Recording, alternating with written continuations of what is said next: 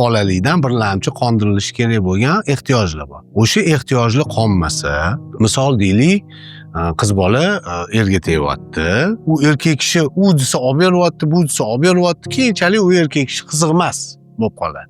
Nima sababdan? Buni kelib chiqishi, mana bolalikda qonmagan ehtiyojini bittasi qadrsizlik hissi. Bola otasi tarafdan hech ham qadrlanmagan. E'tiborsiz qolib keturgan har doim bola. Moddiy, ma'naviy tarafdan ota ishtirok etishi kam bo'lgan. O'sha otani qonmagan ehtiyojini qondirish uchun bola intiladi. Men qadrliman, ota, meni yaxshi ko'ring, men shunga arziyman deb intiladi bola. Kurash boshlanadi, intilaveradi bola. Lekin ota har doim ignor qilib katta bo'ladi. Bolaligida kurash boshlanganmi, otani mehriga qozonaman degan kurash, keyin katta qiz bo'ladi, ulg'ayib erga tegish kerak. Erni ham otasiga o'xshagan sovuqqonini qidirishga harakat qiladi. Qadrlamaydigan uni, sovuqqonroq, yomon munosabat qilishi mumkin yoki e'tiborsiz munosabat qiladiganini topadi. U erini endi xuddi otasiga o'xshab yumshatishga, o'zini qadrli his qildirishga harakat qildiradi va o'ziga e'tibori qaratishga harakat qiladi.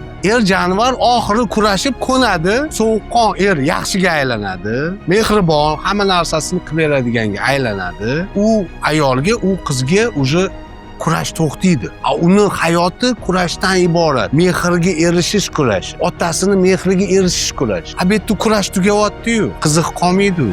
Yo, u er qiziq qolmaydi, yo yangi xalqasha o'ylab topadi. Buni nima sababdan? O'sha nevroz bolalikda paydo bo'lgan qonmagani uchun ehtiyoji ota tarafdan va keyinchalik bu nevroz bitmas tugalmasga aylanadi. Ya'ni bu ehtiyoj simbolicheskiy, ramziy ravishda qonmaydigan narsa. Faqat egasini o'zi qondirishi mumkin, faqat o'sha yoshda. Siz yoshingizga qarab velosiped so'raysiz, to'g'rimi adizlar? 3 yoshingizda siz 3 g'ildirayli velosiped so'raysiz. 15 yoshingizda, 13 yoshingizda 3 g'ildirayli velosiped kerakmi? Xuddi shunaqa ota-ona agar vaqtida bolani birlamchi ehtiyojini qondirsa, keyinchalik u qongan ehtiyoji katta bo'lganda ta'sirini o'tkazmaydi va ichida o'sha zo'riqish holat, tushunarsiz xavotir hissi bo'lmaydi.